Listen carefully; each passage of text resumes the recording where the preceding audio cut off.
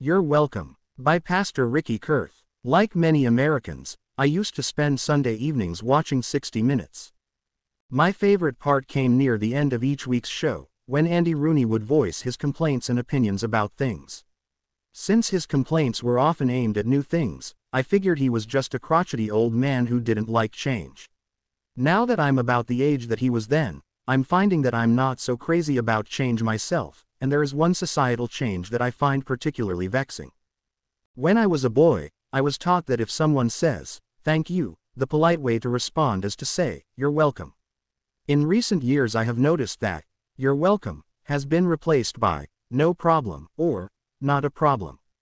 I'm not sure why this vexes me, but in true Andy Rooney-like fashion, it does.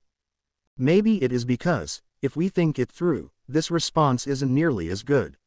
Saying, "You're welcome," after a kindness means that the person who did you the kindness feels that you are a good person who is welcome to such kind treatment.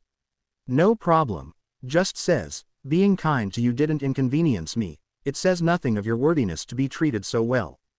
If God were speaking aloud these days, one wonders how he would respond when we thank him for all the spiritual blessings we have in Christ EPH.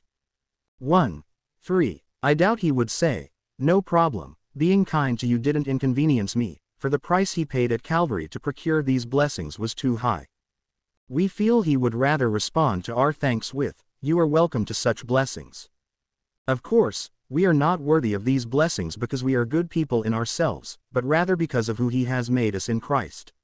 As difficult as it is for humble Christians to accept, now that we are children of God, we are welcome to the same treatment from God that he gives his own Son.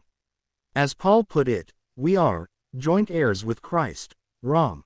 8:17. And so, how shall he not with him also freely give us all things? v. 32. Remember every day to thank God for all that he has done for you in Christ. Anyone can thank him for life, and breath, and all things of that nature, for these he giveth to all. Acts 17:25. Only the child of God can thank him for all spiritual blessings in heavenly places in Christ. If we don't thank him for these things, who will?